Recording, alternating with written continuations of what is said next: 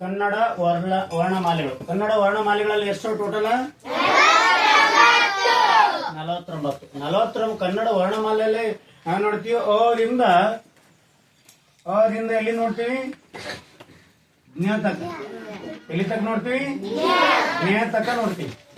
So ಇಲ್ಲಿ 51 ಅಕ್ಷರಗಳನ್ನ ನಾವು ನೋಡ್ತೀವಿ. ಇಲ್ಲಿ ಟೋಟಲ್ ಎಷ್ಟು ನೋಡ್ತೀವಿ? 51 ಅಕ್ಷರ. ನಮ್ಗ ಇಲ್ಲಿ ಏನ್ ಮಾಡಿದ್ರೆ ಕನ್ನಡ ವರ್ಣಮಾಲೆಗಳಲ್ಲಿ 49 ಬರ್ದಾರ. ಇವು ಎರಡನ್ನ ಯಾಕೆ ಮೈನಸ್ ಮಾಡ್ಯಾರ ಅಂತಂದ್ರೆ ಇವು ಏನದ ವಿಜಾತಿ ಸಂಯುಕ್ತಾಕ್ಷರಗಳ. ಏನದ ವಿಜಾತಿ ಸಂಯುಕ್ತಾಕ್ಷರ. ಶ ಮತ್ತು ಕ ಕೂಡ ಕ್ಷ ಆಗ್ಯದ, ಞ ಮತ್ತು ಜ ಕೂಡ ಜ್ಞ ಆಗ್ಯದ. ಹೌದಾ? ಹಿಂಗಾಗಿ ಅವು ಎರಡನ್ನ ಬಿಟ್ಟು ಉಳುಕಿವೆಲ್ಲ ಟೋಟಲ್ ಎಷ್ಟಾಗತ್ತವ? 49. ಇದರಲ್ಲಿ ಮತ್ತೆ ಭಾಗಗಳನ್ನ ಡಿವೈಡ್ ಮಾಡ್ತೀವಿ ನಾವು. ಕಂಟಿನ್ಯೂ ಏನ್ ಕಲ್ತೀವಿ? ಆ ಕಲ್ತೀವಲ್ಲ, ಆ ಈ ಆ ಬರೀ ಅಂತಂದ್ರೆ ಅಳಕ್ಷರ ಬಡ ಬಡ ಬಡ ಬರ್ದಿರಿ. ಆದಲ್ಲಿನೇ ತಮ್ಮದೇ ಆಗಿರ್ತಕ್ಕಂಥ ಗುಣಲಕ್ಷಣಗಳದ. ಅಕ್ಕೊಂದ ಗುಣಲಕ್ಷಣ ಬೇರೆ ಅದ, ಆಕೊಂದು ಗುಣಲಕ್ಷಣ ಬೇರೆ ಅದ. ಹಿಂಗ ಟೋಟಲ್ ಅವರ ಒಂದು ಸ್ವರದ ಆಧಾರದ ಮೇಲೆ ಅಥವಾ ಉಚ್ಚಾರಣೆ ಆಧಾರದ ಮೇಲೆ ನಾವು ಡಿವೈಡ್ ಮಾಡ್ಕೊತ ಹೋಗ್ತೀವಿ. ಒಂದನೇದು ಏನ್ ಮಾಡ್ತೀವಿ? ಸ್ವರಗಳು. ಎರಡನೇದು ವ್ಯಂಜನಗಳು. ಮೂರನೇದು ಏನ್ ಮಾಡ್ತೀವಿ? ಅವರ್ಗೀಯ ವ್ಯಂಜನಗಳು. ಅವರ್ಗೀಯ ವ್ಯಂಜನಗಳು ಅಥವಾ ಈ ವ್ಯಂಜನದಾಗೆ 2 ಟೈಪ್ ಅದಾವ. ವರ್ಗೀಯ ವ್ಯಂಜನಗಳು ಮತ್ತು ಅವರ್ಗೀಯ ವ್ಯಂಜನಗಳು. ಸಂಯುಕ್ತಾಕ್ಷರಗಳು, ಯೋಗವಾಹಕಗಳು ಅನ್ನೋದನ್ನ ನಾವು ನೋಡ್ತೀವಿ. ಇಲ್ಲಿ ಸ್ವರಗಳಲ್ಲಿ ಎಷ್ಟು ಪ್ರಕಾರ ಎಷ್ಟದಾವ ಟೋಟಲ್ ಸ್ವರಗಳು? 13. ಯಾವ್ಯಾವ ಅಂದ್ರೆ ಅ, ಆ, ಇ, ಉ, ರು, ಎ, ಐ, ಓ, ಔ. ಇವು ಟೋಟಲ್ ಎಷ್ಟದಾವ? 13 ಅದಾವ. ಈ 13ದಾಗೆ ನಾವು 2 ಭಾಗ ಮಾಡಿದೀವಿ. 2 ಭಾಗ ಯಾವ್ಯಾವ ಅಂದ್ರೆ ಋಸ್ವ ಸ್ವರ ಮತ್ತು ದೀರ್ಘ ಸ್ವರ. ಇಲ್ಲಿ ಋಸ್ವ ಸ್ವರ ಅಂದ್ರೆ ಏನು? ಇಲ್ಲಿ ಬರ್ದಿರೋ ಡೆಫಿನೇಷನ್. ಋಸ್ವ ಸ್ವರ ಅಂದ್ರೆ ಏನು? ಯಾರು ಹೇಳ್ತೀರಿ? ಒಂದು ಮಾತ್ರ ಕಾಲದಲ್ಲಿ ಉಚ್ಚರಿಸಲ್ಪಡುವ ಅಕ್ಷರಕ್ಕೆ ಋಸ್ವ ಸ್ವರ. ಹಾ, ರೈಟ್. ಋಸ್ವ ಸ್ವರ ಅಂತಂದ್ರೆ ಇದನ್ನು ಸ್ವರ ಅದ ನೋಡ್ರಿ. ಋಸ್ವ ಸ್ವರ. ಸ್ವರ ಅಂತಂದ್ರೆ ಬರೇ ಸ್ವರ ಅಂದ್ರೆ ನೋಡ್ರಿ, ಯಾವ ಅಕ್ಷರವು ನಾಭಿ ಸ್ಥಾನದಲ್ಲಿ ಉಟ್ಕೊಂಡು ಯಾವುದೇ ಅಡೆತಡೆ ಇಲ್ಲದೆ ಉಚ್ಚಾರಣೆ ಆಗ್ತಕ್ಕಂಥದ್ದು. ಅಂದ್ರೆ ಇಲ್ಲಿ ಜನನ ಆಗ್ತಾವ ಸೀದಾ ಹೊಂಕಳಲ್ಲಿ. ನಾಭಿ ಸ್ಥಾನ ಅಂತಂದ್ರ ಇದು ಇಲ್ಲಿಂದ ಜನನ ಆಗಿ ಸೀದಾ ಬಂದ್ಬಿಡ್ತಾವ. ಯಾವ್ದು ಎಲ್ಲರೂ ಹಿಂದಿರ್ತದ ಬಾಯಿ ಒಳಗ ಎಲ್ಲಿ ಸೀದಾ ಸ್ಪೀಡ್ ಆಗಿ ನೋಡಿ ಎಲ್ಲಿ ಪ್ರಾಕ್ಟೀಸ್ ಮಾಡ್ಬಿಡ್ರಿ. ಅ, ಆ, ಇ, ಉ, ಐ, ಓ, ಎಲ್ಲಿ ಅಡೆತಡೆ ಆಗಲ್ಲ. ಅಡೆತಡೆಗಳು ಯಾವ್ಯಾವು? ನಾಲಿಗೆ ಅಡ್ಡ ಬರಂಗಿಲ್ಲ, ತುಟಿ ಅಡ್ಡ ಬರಂಗಿಲ್ಲ, ಹಲ್ಲ ಅಡ್ಡ ಬರಂಗಿಲ್ಲ, ಒಳಗಡೆ ನಾಲಿಗೆ ಮಧ್ಯದಲ್ಲಿ ಇರ್ತಕ್ಕಂಥ ಭಾಗ ಹಿಂಗ್ ಮ್ಯಾಲ ಅಂಟ್ಕೊಳಂಗಿಲ್ಲ, ಎಲ್ಲಿ ಅಟ್ಕೊಳಂಗಿಲ್ಲ. ಅವಕ್ ಸ್ವರ ಅಂತ. ಯಾವ ಅಕ್ಷರ ಎಲ್ಲಿ ತಟ್ಲಾರ್ದೆ ಯಾವುದೇ ಅಡ್ಡ ಬರ್ಲಾರ್ದೆ ಬರ್ತದ ನೋಡು, ಅವು ಸ್ವರ. ಸ್ವರಗಳ ಟೋಟಲ್ ಎಷ್ಟದವ? 13ದಾಗ 2 ಭಾಗ ಮಾಡಿದೀವಿ. ಒಂದು 6, ಒಂದು 7. ಒಂದು ಋಸ್ವ ಸ್ವರ, ಇನ್ನೊಂದು ಯಾವುದು? ದೀರ್ಘ ಸ್ವರ. ಇದು ಏನದ? ಋಸ್ವ ಸ್ವರ ಅಂದ್ರೇನು? ಒಂದು ಮಾತ್ರ ಕಾಲದಲ್ಲಿ. ಒಂದು ಮಾತ್ರ ಕಾಲದಲ್ಲಿ ಅಂತಂದ್ರೆ ಅರ್ಥ ಕಡಿಮೆ ಸಮಯದಲ್ಲಿ ಅಂತ ಕರೀತೀವಿ. ಒಂದು ಮಾತ್ರ ಕಾಲ, ಕಡಿಮೆ ಸಮಯದಲ್ಲಿ. ಇನ್ನು ದೀರ್ಘ ಸ್ವರ ಅಂತಂದ್ರೆ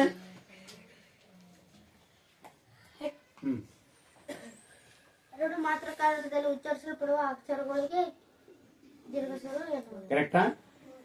2 ಮಾತ್ರ ಕಾಲದಲ್ಲಿ ಅಂತಂದ್ರೆ ಸ್ವಲ್ಪ ದೀರ್ಘವಾಗಿ, ದೀರ್ಘ ಅಂತ ಬರ್ತದೆ ಆಲ್ರೆಡಿ.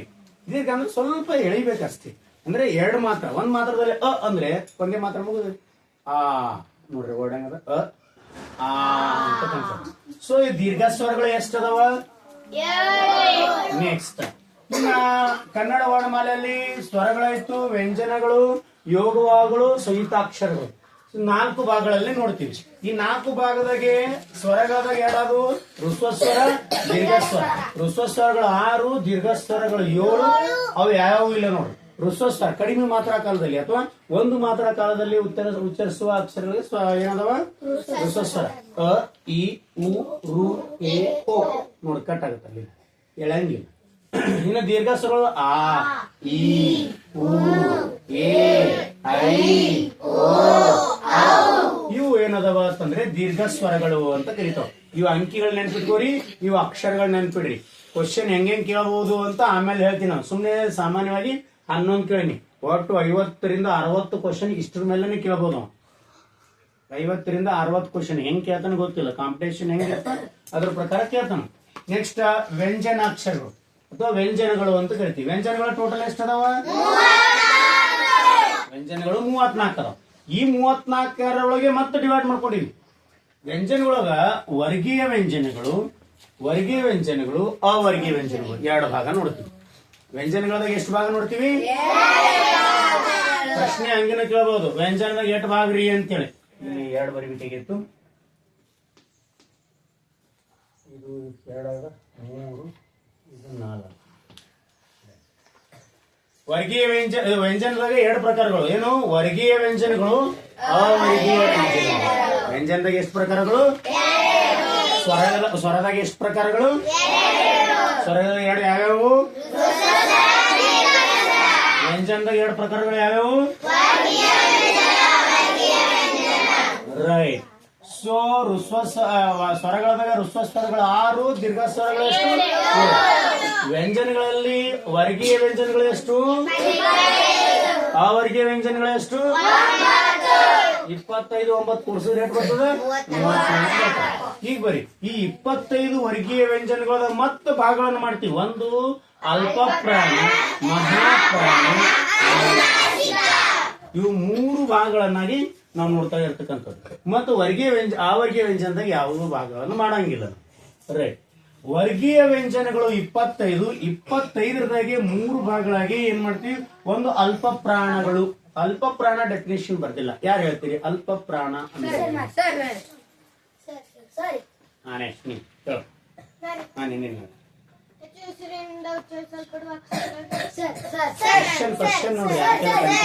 ಅಲ್ಪ ಪ್ರಾಣಗಳು ಅಂತ.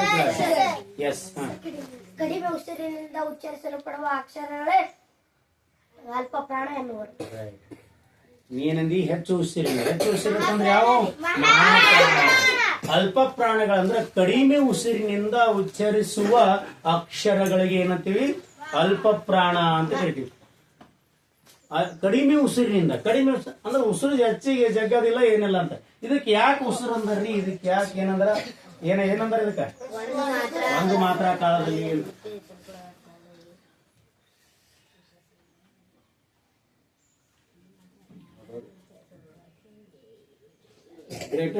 ಉಸಿರು ಅಂದ್ರೆ ಇಲ್ಲಿ ಏನ್ ಮಾತ ಸ್ವರಗಳು ಬಂದ್ ಜಾಯಿಂಟ್ ಆತಾವ. ಕ ಪ್ಲಸ್ ಅಂತಕ್ಕಂಥದ್ದು ಕ ಅಂತಕ್ಕಂಥದ್ದು. ಇಲ್ಲಿ ಯಾವಾಗ್ಲೂ ವ್ಯಂಜನಗಳು ಹೆಂಗಾಗ್ಯಾವ ಅಂದ್ರೆ ಸ್ವರದ ಸಹಾಯದಿಂದನೇ ಉಚ್ಚಾರ ಆಗ್ತಾವ. ಈಗ ನಾ ಇಲ್ಲಿ ಬರ್ದೇನಲ್ಲ, ಹಿಂಗಿಲ್ಲದು ವ್ಯಂಜನ, ಹಿಂಗ. ಹೌದಾ? ಆದ್ರೂ ನಿಮ್ಗೆ ಗೊತ್ತಿರ್ಲಿ ಅಂತೇಳಿ ಹಿಂಗ ಹಾಕ್ಯಾರ. ವ್ಯಂಜನಗಳೆಲ್ಲವೂ ಏನದ ಅಂತಂದ್ರೆ ವ್ಯಂಜನದಾಗ ಬರೀರಿ ಅಂತಂದ್ರೆ ಇವೆಲ್ಲ ಹಿಂಗ್ ಬರೀಬೇಕು. ವ್ಯಂಜನಾಕ್ಷರಗಳು ಯಾವಾಗ ಸ್ವರ ಬಂದ್ ಕೂಡ್ತಾವೋ ಅವಾಗ ಕ ಆಗ್ತಾವ. ಕಾಗುಣಿತ ಹೇಳ ಮುಂದೆ ಹೇಳ್ತೀನಿ ಅದ್ರ ಹೆಂಗ ಆಗ್ತಾವ ಅಂತೇಳಿ. ಕಾಗುಣಿತದಾಗ ಇವೆಲ್ಲ ಬರ್ತಾವ. ಕ ಯಾಕೆ ಹಿಂಗೆ ಯಾಕೆ ಆಯ್ತು? ಅದಕ್ಕೆ ಸೇರ್ತು. ಚ ಸೇರದ, ಟ ಸೇರದ. ನೋಡ್ರಿ ಅನ್ಬೇಕಾದ್ರೆ ಲಾಸ್ಟಿಗೆ ಇರ್ತದ ನೋಡ್ರಿ. ಕ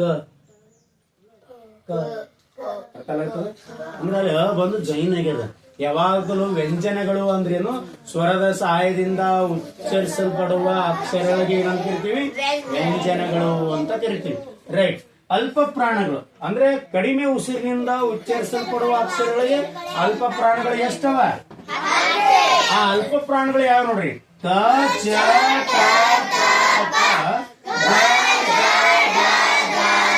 ರಿಪೀಟ್ ಮಾಡ್ರಿ. ಕ,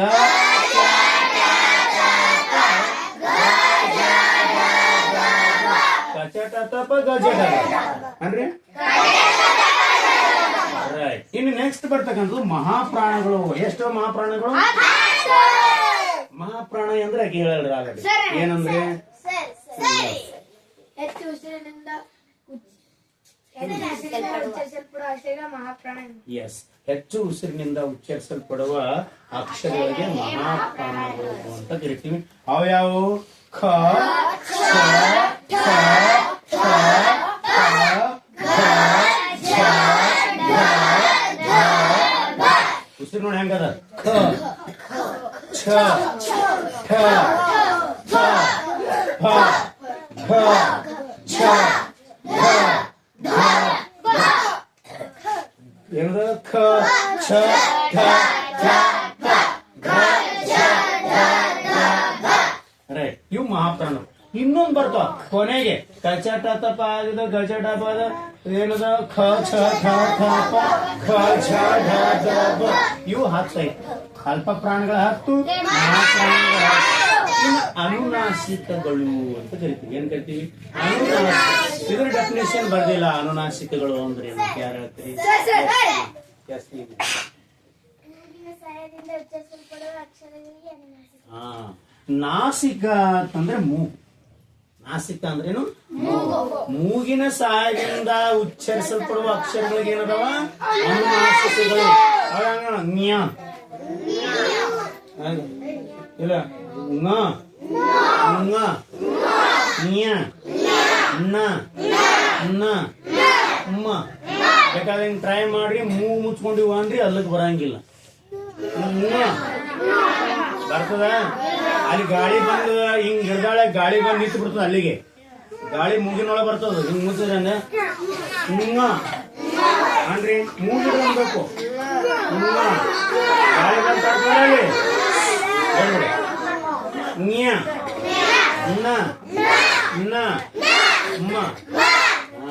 ಇವೇನದವ? ಅನುನಾಸಿಕ. ಏನವ? ಏಸದವ. ನೆಕ್ಸ್ಟ್ ಬರ್ರಿ ಅವರ್ಗೀಯ ವ್ಯಂಜನಗಳು.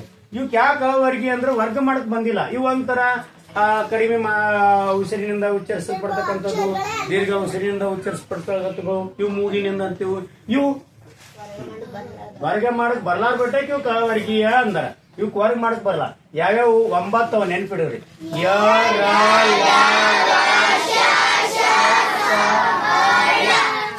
ಇವು ಏನದವ ಅಂತಂದ್ರೆ ಅವರ್ಗೀಯ ವ್ಯಂಜನಗಳು. ಇನ್ನ ಎಡ ಇವ್ ನೋಡ್ರಿ ಎರಲವ ಹಳ ಆಗನ ಶೇಜ್ಞೆ ಏನವ್ರಿ ಅಂತ ಕೇಳ್ಬೋದು. ಸಂಯುಕ್ತಾಕ್ಷರ ಯಾವ ಸಂಯುಕ್ತಾಕ್ಷರ ಎರಡು ಬರ್ತಾವ ಸಂಯುಕ್ತಾಕ್ಷರದಾಗ? ಸಜಾತಿ ಸಂಯುಕ್ತಾಕ್ಷರಗಳು ಮತ್ತು ಈ ಸಂಯುಕ್ತಾಕ್ಷರಗಳಲ್ಲಿ ಅವು ಎರಡವ. ವಿಜಾತಿ ಸಂಯುಕ್ತಾಕ್ಷರಗಳು ಅವ ಎರಡು. ಯಾವ ಕ್ವಶನ್ ಏನು ಕೇಳ್ಬೋದು? ಕನ್ನಡ ವರ್ಣಮಾಲೆಯಲ್ಲಿ ನಾವು ಬರೀತಕ್ಕಂತ ಸಂಯುಕ್ತಾಕ್ಷರಗಳು ಯಾವ್ಯಾವು ಅಂತ. ಅವು ವಿಜಾತಿ ಸಂಯುಕ್ತಾಕ್ಷರ. ವರ್ಣಮಾಲೆಯಲ್ಲೇ ಸೇರಿಸ್ಬಿಡ್ತೀವಿ. ವರ್ಣಮಾಲೆಯಲ್ಲೇ 2 ಸಂಯುಕ್ತಾಕ್ಷರ ಸೇರಿಸಿದೀವಿ.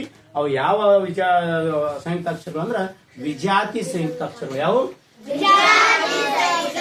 ಇನ್ನು 2 ಬರ್ತಾವ. ಸರಿ ಎಲ್ಲ ಮಾಡಿ ಇನ್ನೂ 2 ಬಿಟ್ಟಿವಿ. ಯಾವ್ಯಾವ ಅಂದ್ರೆ ಅಂ ಮತ್ತು ಅಹ.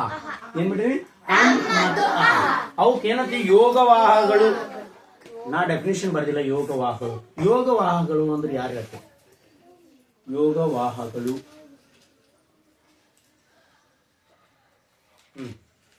ಯೋಗ ಅಂದರೆ ಕೂಡು, ವಾಹ ಅಂದರೆ ಹೋಗು, ಯೋಗವಾಹ ಅಂದರೆ ಕೂಡಿಕೊಂಡು ಹೋಗು ಎಂದರ್ಥ. ಯೋಗ ಅಂದ್ರೆ ಏನು? ಯೋಗ ಅಂದರೆ ಕೂಡು, ಹೋಗು. ಯೋಗ ಅಂದರೆ ಕೂಡು, ವಾಹ ಯೋಗ ಅಂದ್ರೆ ಕೂಡು, ವಾಹ ಅಂದ್ರೆ ಹೋಗು. ಕೂಡಿಕೊಂಡು ಹೋಗುವ. ಕೂಡಿಕೊಂಡು ಅಂದ್ರೆ ಜೊತೆಗೂಡಿ ಅಂತದ. ಸಪ್ರೇಟ್ ಒಟ್ಟ ಅಲ್ಲಕ್ ಬರಲ್ಲ. ಈಗ ನೋಡ್ರಿ ಈ ತರ ಬಂದ ಸಪ್ರೇಟ್ ಅಂದ್ರೆ 0 ಅಂತೀವಿ. ಅದ್ ಎದ್ರ ಸಂಗಡ ಬರ್ತದ? ಇದ್ರ ಸಂಗಡ ಬರ್ತದ. ಹೌದಲ್ಲ? ಇದೇನಾಯ್ತು? ಅದು ಯಾವಾಗ್ಲೂ ಯೋಗವಾಹ ಅಂದ್ರೆ ಕೂಡಿಕೊಂಡು ಹೋಗುವುದು. ಯೋಗ ಕೂಡುವುದು, ವಾಹ ಅಂದ್ರೆ ಹೋಗುದು. ಕೂಡಿಕೊಂಡು ಯಾವ್ದಾದ್ರೆ ಶಬ್ದ ಸಂಗಟ ಹೋಗ್ತದ.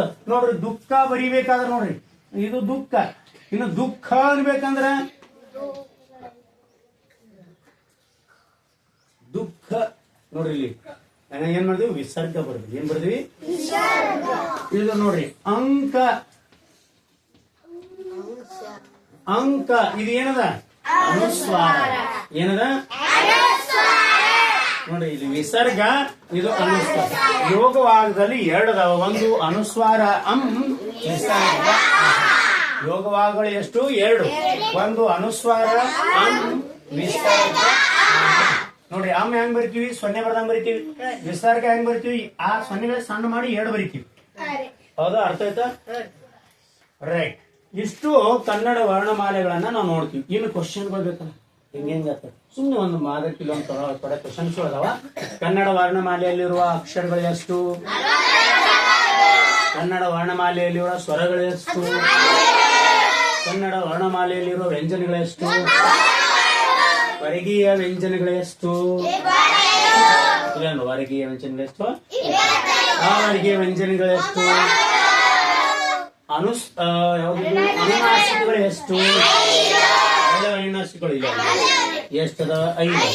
ನೆಕ್ಸ್ಟ್ ಅನುನಾಸಿಕ ಐತೆ. ಹಾ, ದೀರ್ಘ ಸ್ವರಗಳಿಲ್ಲ. ಎಲ್ಲ ದೀರ್ಘ ಸ್ವರಗಳಿಲ್ಲ. ಇವು 7 ದೀರ್ಘ ಸ್ವರ. ಅದಾದ್ರೆ ಎಷ್ಟು? 2. ಯಾವ? ಅನುಸ್ವಾರ. ನೆಕ್ಸ್ಟ್ ಯೋಗವನ್ನ ಅಲ್ಪ ಪ್ರಾಣಿಗಳ ಅಲ್ಪ ಪ್ರಾಣಿಗಳು ಎಷ್ಟು? 10. ನೆಕ್ಸ್ಟ್ ಮಹಾಪ್ರಾಣಿಗಳು ಎಷ್ಟು? ನೆಕ್ಸ್ಟ್ ಏನ್ಕಾರ ಸ್ವರಗಳು. ಸರ್ ಕ್ವಶನ್ ಅಂತೂ ಭಾರಿ ಅದು, ಹೌದಲ್ಲ? ಇಷ್ಟೇ ಕೇಳಬಹುದು ಅಂತಿಲ್ಲ. ಅವಾಗ ಇದು ಸರಳವಾಗಿರತಕ್ಕಂತ ನೇರ ಪ್ರಶ್ನೆಗಳು. ಇನ್ನು ನೇರವಲ್ಲದ ಪ್ರಶ್ನೆಗಳು ಹೆಂಗ್ ಬರ್ತಾವ ನೋಡ್ರಿ. ಈ ಕೆಳಗಿನಲ್ಲಿ ಯಾವುದು ಹ್ರಸ್ವ ಸ್ವರ ಅಲ್ಲ ಅಂತ ಈ ಕೆಳಗಿನವುಗಳಲ್ಲಿ ಯಾವುದು ಹ್ರಸ್ವ ಸ್ವರ ಅಲ್ಲ ಅಂತ ಕೊಟ್ರ. ಅವಾಗ ಏನ್ ಮಾಡ್ತಾರ ಗೊತ್ತೇನು? ಹ್ರಸ್ವ ಸ್ವರ ಅಲ್ಲ ಅಂದಳಾಗ ಒಂದು 3 ಇವು ಕೊಡ್ತಾನ. ಒಂದ್ ಐ ಕೊಟ್ಬಿಡ್ತಾನ. ಇಲ್ಲ ಹ್ರಸ್ವ ಸ್ವರ ಇಲ್ಲ, ಇವು ಒಂದು 3 ಕೊಡ್ತಾನ, ಒಂದು ಐ ಕೊಡ್ತಾನ.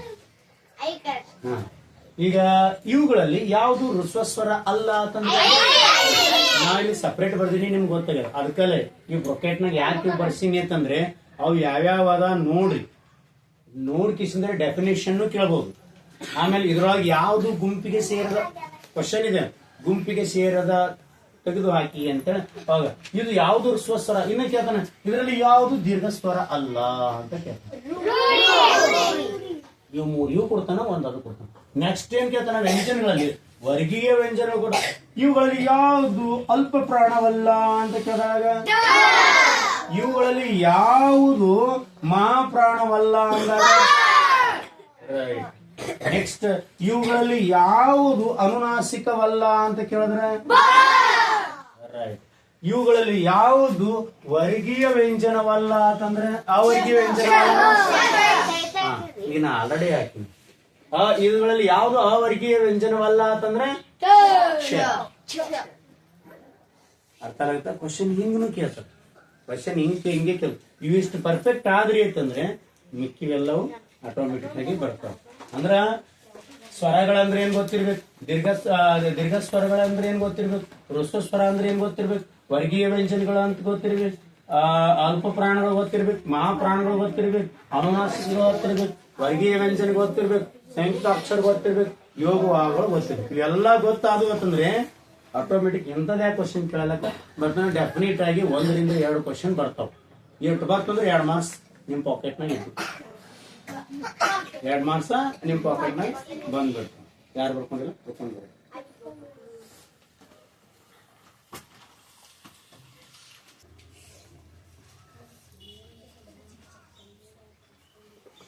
ಗುಣಿತಾಕ್ಷರಗಳು ಅಥವಾ ಕಾಗುಣಿತ ಅಂತ ಕರಿತೀವಿ. ಗುಣಿತಾಕ್ಷರಗಳು ಅಥವಾ ಯಾಕಂದ್ರೆ ಆ ಹಳಕ್ಷರದಿಂತಾಗ ಆ ತಕ್ಷಣ ನೆಕ್ಸ್ಟ್ ಏನ್ ಬರ್ತಾವ ಅಂತಂದ್ರೆ ಈಗ ಒತ್ತಕ್ಷರಗಳಾಗ ನೆಕ್ಸ್ಟ್ ಬರ್ತದ ಕಾಗುಣಿತಗಳನ್ನ ಮಾಡ್ಕೊಂಡು. ಅದಕ್ಕಿಂತ ಮುಂಚೆ ಕಾಗುಣಿತವನ್ನ ನೋಡೋಣ. ಗುಣಿತಾಕ್ಷರಗಳು ಅಂತ ವ್ಯಂಜನಗಳಿಗೆ ಸ್ವರಗಳು ಸೇರಿದಾಗ ಗುಣಿತಾಕ್ಷರ ಸ್ಟಾರ್ಟ್ ಆಗ್ತಾವ. ಅಲ್ಲಿ ತನಕ ವ್ಯಂಜನಗಳಿಗೆ ಯಾವ್ದು ಇದು ಇರಲ್ಲ. ಈ ವ್ಯಂಜನಕ ಸ್ವರ ಸೇರ್ತು ಅಂತಂದ್ರೆ ಗುಣಿತಾಕ್ಷರ. ವ್ಯಂಜನಕ್ಕೆ ಏನ್ ಸೇರ್ಬೇಕು? ಸ್ವರ ಸೇರ್ನ ಏನಾಗುತ್ತದ ಅಥವಾ ಕಾಗುಣಿತ ಅಂತ ಕರಿತೀವಿ. ಏನಂತ ಕರಿತೀವಿ? ಕಾಗುಣಿತ. ವ್ಯಂಜನಕ್ಕೆ ಸ್ವರ ಸೇರಿದ್ರು ಏನಾಗ್ಬಿಡ್ತದ? ಗುಣಿತಾಕ್ಷರ ಅಥವಾ ಕಾಗುಣಿತ. ನಿಮ್ಗೆ ಯಾವಾಗ ಸರಳ ಆಗ್ತದ ಅನ್ರಿ. ವ್ಯಂಜನಕ್ಕೆ ಸ್ವರ ಸೇರಿದ್ರೆ ರೈಟ್. ಈಗ ನೋಡಿ, ವ್ಯಂಜನ ಪ್ಲಸ್ ಸ್ವರ ಇಸ್ಕಲ್ ಟು ಏನದ? ಗುಣಿತಾಕ್ಷರ ಅಥವಾ ಕಾಗುಣಿತ ಅಂತ ಕರಿತೀವಿ. ಅದಕ್ಕೆ ಅ ಸೇರಿ ಕಕಾಕಿಕ್ಕಿ ಬೈತಿರ್ ಗೊತ್ತಲ್ಲ, ಹೇಳ್ತಿರ್ತಾರೆ ಕಕಾಕಿಕ್ಕಿ ಬರ್ರಿ ಅಂತ. ಬಾಳ ಈಸಿ ಅದಾವಕ್ಕೆ ಏನಿಲ್ಲ.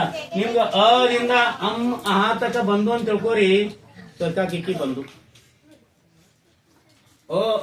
ಸ್ವರಗಳು ಅಷ್ಟು ಬಂದು ಮುಗಿದೋಯ್ತು.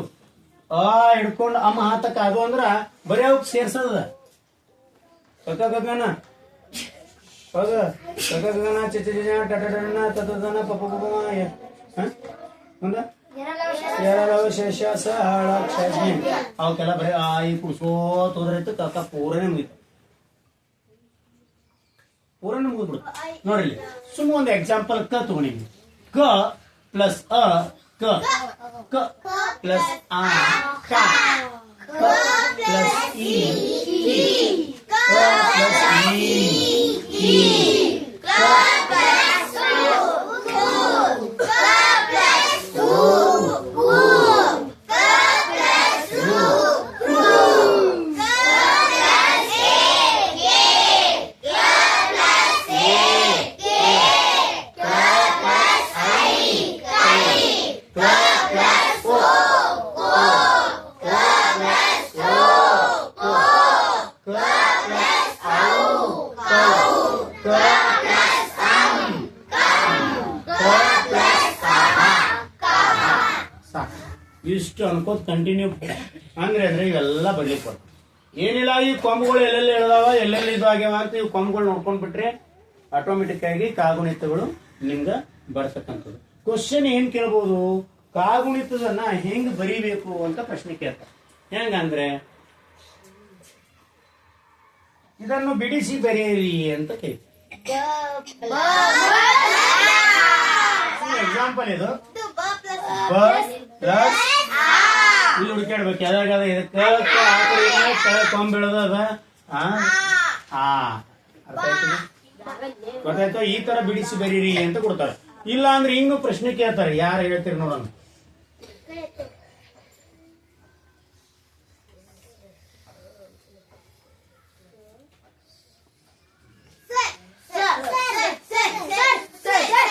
ಅಲ್ಲೇ ಗೊತ್ತಲ್ಲ. ಆಯ್ತು. ಅರ್ಥ ಆಯ್ತು. ಈಗ ಅರ್ಥ ಆಗ್ಯದ. ಈಗ ಇನ್ನೊಂದು ಬರೀತೀನಿ.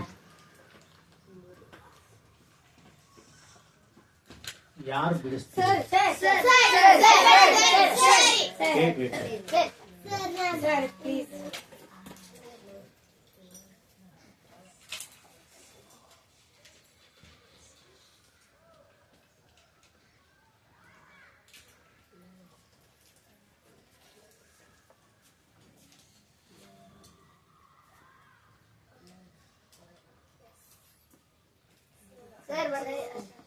ಬರ್ದಾಳ ಸರಿ ಅದೇ ತಪ್ಪಲ್ಲ. ಹೆಂಗೆ ಸ ಪ್ಲಸ್ ಅ ಕರೆಕ್ಟ್, ಪ್ಲಸ್ ಹ ಯಾಕ ಕಾಮ ಹ ಪ್ಲಸ್ ಆ ಯ ಪ್ಲಸ್ ಅ ಎರಡು ಅಕ್ಷರಗಳು ಮಾತ್ರ ಕೂಡವ ಇಲ್ಲಿ. ಸ್ವರ ಈಗ ವ್ಯಂಜನ ಸ್ವರ ಅಷ್ಟೇ ಕೂಡವ. ಮತ್ ಇದನ್ನು ಕೂಡ್ಯದ ಮತ್ ಬರೀಬೇಕಾಗ ಏನ್ ಮಾಡ್ಬೇಕಾಗತ್ತ? ಮತ್ತ ಒತ್ತು ಬರೀಬೇಕಾಗತ್ತ. ಇಲ್ಲಿ ಎರಡು ಯಾವ್ಯಾವ ಕೂಡಿ ಅದಾವ, ಸ ಕ ಕೂಡ್ಯದ ಅಷ್ಟೇ ಕೂಡಿಸು ಕಾಮ ಕೊಡು. ಹ ಕ ಆ ಕೂಡ್ಯದ ಅಷ್ಟೇ ಕೂಡಿಸು ಕಾಮ ಕೊಡು. ಯಕ್ ಏನ್ ಕೂಡ್ಯದ? ಏನ್ ಕೂಡ್ಯದ? ಅ ಕೂಡ್ಯದ ಅದು ಯ. ಗೊತ್ತೈತಿ ಹೆಂಗ್ ಬಿಡಿಸ್ಬೇಕನ್ನೋದು? ರೈಟ್. ಯ ಪ್ಲಸ್ ಅ ಸಹಾಯ ನೋಡ್ರಿ ಹೆಂಗ್ ಬರೋದು ಸಹಾಯ. ಇನ್ನು ಕನ್ನಡ ಓದಕ್ಕೂ ಬಹಳ ಈಸಿ ಆಗತ್ತೆ. ನೀವು ಈ ತರ ಬರ್ಕೊಂಡ್ರೆ ಸ ಅ ಸ ಅ ಆ ಹ ಯ ಅ ಯ ಸಹಾಯ. ಗೊತ್ತಾಯ್ತಾ ಹೆಂಗ್ ಬಿಡಿಸ್ಬೇಕು ಅನ್ನೋದು? ಇದಿಷ್ಟು ಗೊತ್ತಾಯ್ತು ಅಂತಂದ್ರೆ ಕಾಗುಣಿತದಾಗ ಎಂತದ ಯಾಕೆ ಪ್ರಶ್ನೆ ಬರ್ಲಾಕ ಗೊತ್ತಾಗತ್ತೆ. ಇನ್ನೊಂದು ಬರೀತೀರಿ ನೋಡಿ.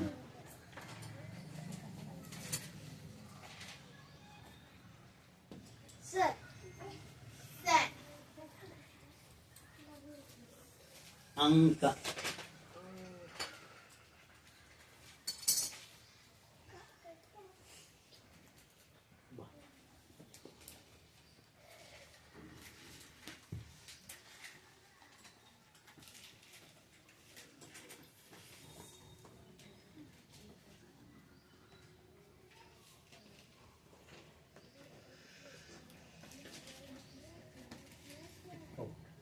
ಕರೆಕ್ಟಾ? ಹಾ, ಇದು ಬರೆದ್ರು ನಡೀತದ, ಬರೀಲಿಲ್ಲ ಅಂದ್ರೆ ಒಂದು ಸೊನ್ನೆ ಕೊಟ್ರು ನಡೀತದ. ಅ ಪ್ಲಸ್ ಅಂ ಅಂತ ಸೌಂಡ್ ಅದ. ಅ ಪ್ಲಸ್ ಅಂ ಕಾಮ ಕ ಪ್ಲಸ್ ಅಂಕ. ಅರ್ಥ ಆಯ್ತು ಈಗ? Very good. ಇದಿಷ್ಟು ಬರ್ಕೊಂಡು ಯಾರು ಬರ್ಕೊಂಡು ಮೃಗಾಲಯ ರದೋತ್ತರ ಹೇಳ್ತೀನಿ.